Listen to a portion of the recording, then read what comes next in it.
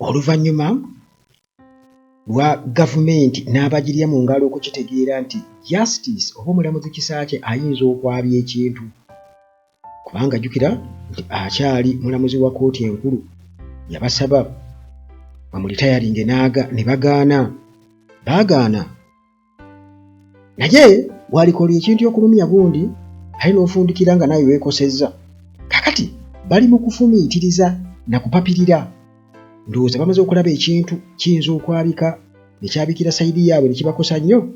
Kakati munnange bwe batyo bagezaako kuzuukusa emisango ku mulamuzi ono Kisakye, oba oliawo bamulitayalinge bamugobe nga bukyali, nti singa ensonga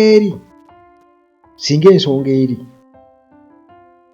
emaze okubeera ng'etegeerekeka nti munnange ono singa akwatagana ne Kyagulanyi biyinza okubeera ebizibu, n'amulayiriza wano, ate ng'olwedde mulamuzi mu kkooti wano eyaffe enkulu era nga yakakasibwa, biyinza okuvaako kalumanywera. Kakati munnange Owiny Dollo akomyewo mu action, kubanga kino kyatandika ku mulembe gwe newankubadde nga munnange bwe twogerera nti emyaka egy'okuwummula egy'okwetayiringa gyatuuka dde 7, era nga yakakasa nti ye abinnyuse ne batubuulira ne Chief Justice omupya Owiny Dollo akomyewo. Ndowooza this time ye asooka amalirize ono oli omulamuzi Flavia Mzirija, Ssaabalamuzi. Ndowooza ebyagamba gwe sooka obimalirize kubanga guwa bitandika. Kakati munnange bino biri bitya nti emmundu zonna bazoolekezza Kisakye, kubanga bakizudde nti oba oliawo lino liggwa eriyinza okubafumita ate nga lya busagwa. Kakati Ssaabalamuzi ono yawummula Dollo amaze okwanjula pulaani empya ez'okubeera nga akaka Supreme Court Judge Kisakye agobwe mu essiga eddamuzi, era nga ono singa aba agobeddwa tagenda kufuna yadde akasente. Bannange abantu balina emitima emibi, gwe ky'oba omanya. Munnange retired Chief Justice Owiny Dollo amaze okubeera nga adeclaringa nti atukakasizza nti agenda kukozesa retirement ye ebiseera by'alinamu kati gye yaritayaringa ng'akozesa advantage engeri gy'atali mu woofiisi eya Chief Justice okubeera nga asindikiriza tribunal eyali eteekeddwawo General Museveni nti batandike okubeera nga bawuliriza okwemulugunya okwateekebwayo nga beemulugunya ku mulamuzi Esther Kitimbo Kisakye. General Museveni yateekawo probe committee era nga eno ekiyaringibwa former Justice of Supreme Court Justice Gideon Okero n'abalala okubeera nga yabawa omulimu nti batunule mu nsonga baestablishinge oba omukyalo ono Kisakye ddala kituufu nti ebikolwa bye eby'okugaana okusheyaringa ensala ye n'abalamuzi abalala ku pano kyali kikyamu. Nsala ki muganda wange? Jjukira nti twali tuvudde mu kalulu ka 2021 Kisakye olwo omusango guwabiddwa mu kkooti. Kisakye ye akakasa nti akalulu kabbibwa. Jjukira nti ensala abalamuzi bano bonna balina okugisheyaringako neddo teebereza.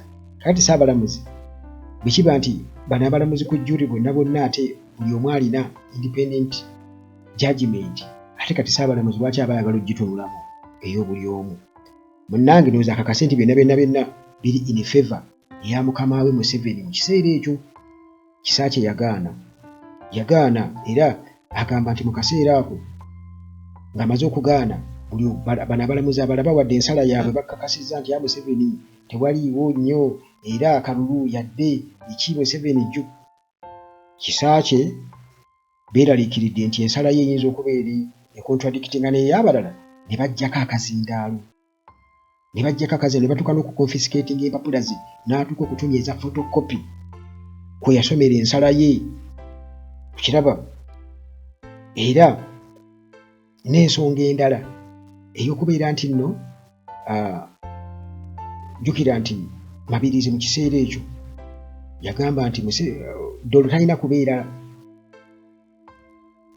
ng'awuliriza omusango guno kubanga yali kolooya wa Museveni kiraba ebyo byonna nga omulamuzi Kisakye akkaanya nabyo kakati awo ewaava Kalumanywera muganda wange era Kisakye yina akakasa nti akalulu kabbibwa kakati munnange tuzzeeyo ku tribunal Museveni kye yateekawo okubeera nga batunula mu nsonga ezo ddala Kisakye asaanye okuvunaanibwa kakati munnange pano eno ya tribunal yalina okutunula mu nsonga oba Kisakye ddala yajeemera ebiragiro okuva eri Chief Justice ng'akulira pano oba conduct ye ey'okubeera nti nno yawa ensala ye nga omulamuzi ye nga Zese Kinoomu owa Supreme Court nti yali tegoberera nkwasaganya ya kkooti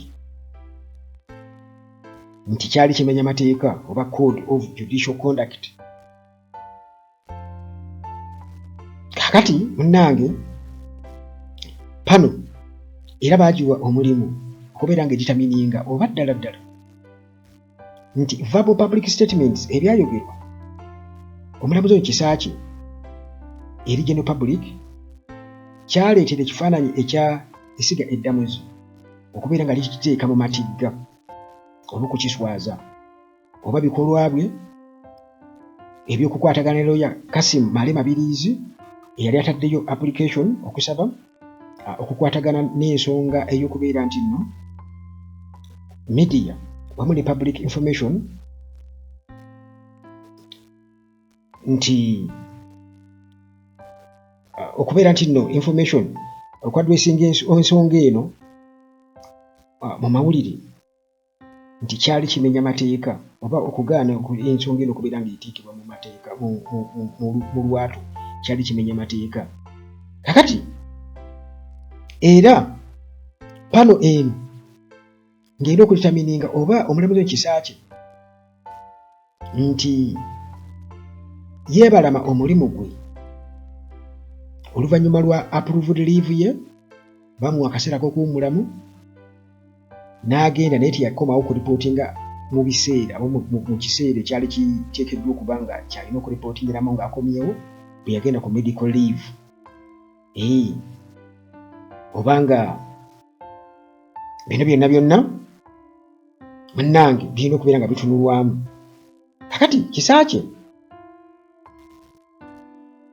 ono singa aba agobeddwa okusiga eddamuzi kiba kitegeeza nti aba tagenda kubeera ng'afuna benefits ze nga Supreme Court Justice byonna bye bafuna aba tagenda kubeera ng'abifuna retirement benefits tagenda kubeera ng'azifuna omuli health insurance security wamu n'emmotoka ne monthly salary ajja kuba tabifuna munnange omulamuzi Kisakye ng'ayita mu balooya be bakulemberwamu constitutional lawyer Giant Peter Walubiri bakyalenginga okuteekawo tribunal akakiiko okunoonyereza wali ku constitutional court era nga bagamba kiri unconstitutional naye Owiny-Dollo Chief Justice eyawummudde bwe yabadde alabiseeko wali ku council ewa council Elson Karuhungazi Judicial Service Convention Space ono munnange yayogedde ebiwanvu n'ebimpi ng'agamba nti abadde tafa ku statements Kisakye z'abadde amukolako abadde azitwala aziraba kyamuli kubanga abadde ali mu woofiisi naddala z'abadde akola ku social media naye kakati munnange asazeewo aveeyo agamba nti nno Kisakye yamulumbagana 2021 nga twakava mu presidential election mu mawulire era n'akola defamatory statements nnyingi nnyo, era nti engeri gye yeeyisaamu yali teraga bukugu, yeeyisa nga omuntu ali yeeyisa ng'omuntu atali professional. Kakati n'asalawo agenda kubanga bino byonna abirwanyisa, agenda kubizza ku mmeeza, bagezaako kusiikuula Kisaakye bamukwate bamunyige kubanga ayinza okukola ekyajabu. Kakati munnange agamba nti Kisaakye yaleeta evidence ne looya we ne babawa omukisa okubeera nga beewozaako, recommendation n'ekolebwa eri president okubeera nga awa constitutional guide, era n'asalawo n'ateekawo tribunal okubeera nga enoonyereza mu nsonga eno. Naye ensonga eno munnange eriko obujulizi obw'amaanyi,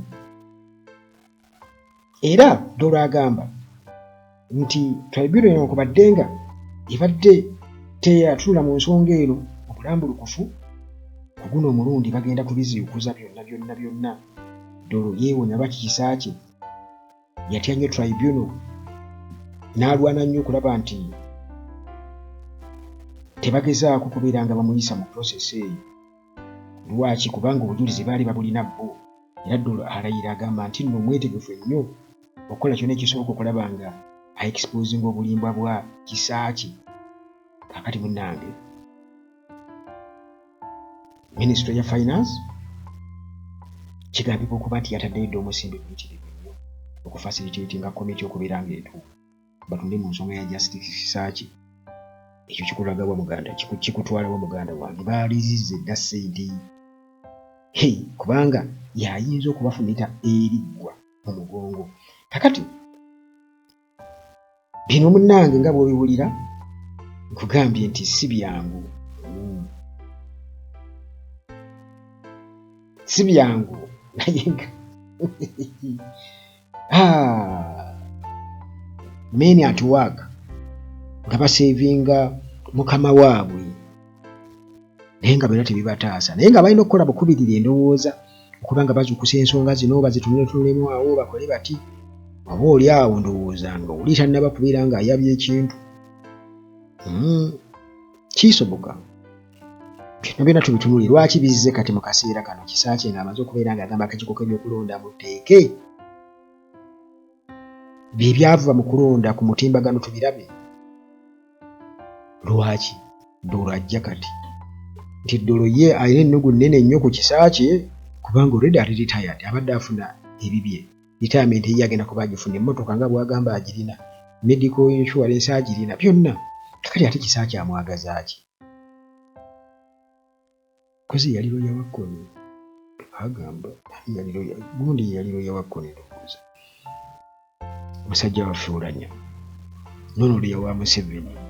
Kitegeeza nti ennugu bagifaanaganya.